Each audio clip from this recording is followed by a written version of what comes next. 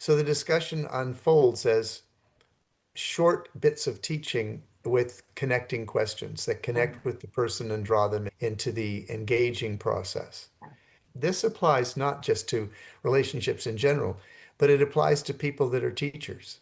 Yeah. Oftentimes, they'll try to download more than the people can absorb, and then their minds shut off and you've lost them.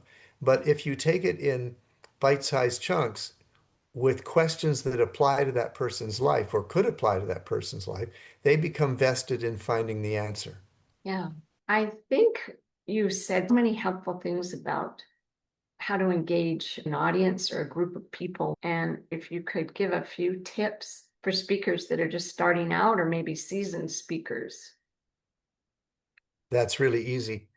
Here's what it's easy because I've sat through so many messages and so many lectures that didn't work for me.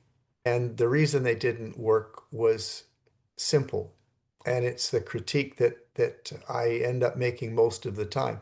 You have too many good points, you have too many examples, and you're trying to say more than these people can absorb in this period of time. And it's over teaching. It's thinking that we win people over by a multitude of examples, a multitude of footnotes, a multitude of authorities, and we list them all. And the human brain can only absorb so much, and then we begin shutting down. So my advice to most nascent teachers is decide on the one point you really want to communicate. What's the most important point to you that you want to get across more than anything else? Yeah, and that they walk away and remember. Yeah, exactly. If they don't remember it, you've lost them completely. And they can lose it in the fog. They can lose it in the other examples and the other points that you made, and it loses its significance. It doesn't stand out.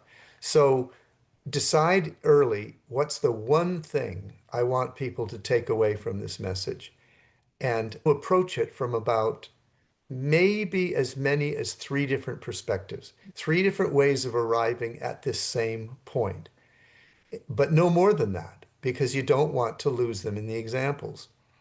So you state it, you get it out there, you approach it from three different ways, let's say, or two different ways.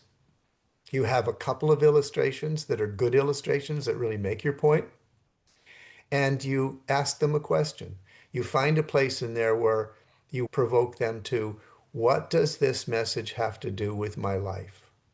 You want them to say, that really helps me with this issue. That helps me with this thing that happened in my life. Yeah. Now they have their own application. So Yeah. finally, you may end with, what's your next step? Yeah. It's got to be applicable. It's got to be something. Well, thank you, Mark. I've got another question coming up. We'll start another video. More to come.